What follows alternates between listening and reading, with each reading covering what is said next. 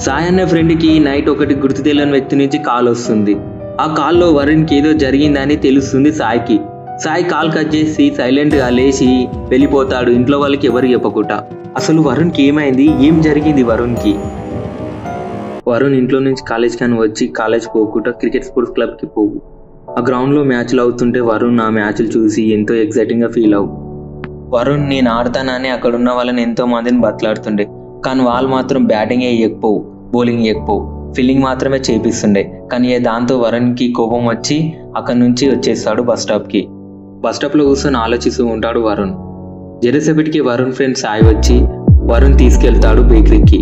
Bakery పోయి మంచి ఒకటి ఎగ్ పప్పు కొనుక్కుంటారు. కొనుక్కొని తినుకుంటూ వాళ్ళ మధ్యలో మాటలు.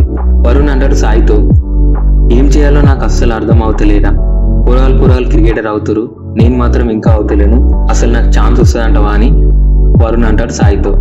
వరుణ్కి మంచి మోటివేషన్ ఇస్తాడు సాయి మాటలతో. నువ్వేం టెన్షన్ తీసుకోకు, నీకు రాసి పెట్టి ఉంటే లేట్ అయినా ఎంత లేటెస్ట్గా క్రికెటర్ అవుతావు, అది నీ రాతలో ఉండాలిరా, నువ్వు రాసి పెట్టితే ఖచ్చితంగా క్రికెటర్ అవుతావు, నువ్వు వేరే వాళ్ళ గురించి ఆలోచించకని ఒక గట్టి మోటివేషన్ ఇస్తాడు సాయి. డిగ్రీలో అలా మాట్లాడుకుని వెళ్ళిపోతారు సాయి వరుణ్. ఆ రోజు రాత్రి వరుణ్ వాళ్ళ ఇంట్లో జరిగిన సంఘటన ఏంటంటే, వరుణ్ని వాళ్ళ డాడీ తిడతాడు, నువ్వుండి ఏం లాభం, వేస్ట్, అసలు పోరగాళ్ళందరూ సెట్ అయిపోతున్నారు కానీ నువ్వుండి వేస్ట్, అసలు ఏం పనికి రాకుంటుంటున్నావు, ఏం చేస్తావు, అసలు నువ్వు క్రికెట్ అంటున్నావు, ఏం చేయవు, నువ్వు వేస్ట్, అది ఉండి వేస్ట్, చచ్చిపో అని బాగా తిడతాడు వరుణ్ని. వరుణ్ని తిట్టడానికి కారణం ఏంటంటే, వరుణ్ ఎప్పుడు ఏం చేయకుండా క్రికెట్ అంటుంది కాబట్టి వాళ్ళ డాడీకి కోపం వచ్చి తిడతాడు.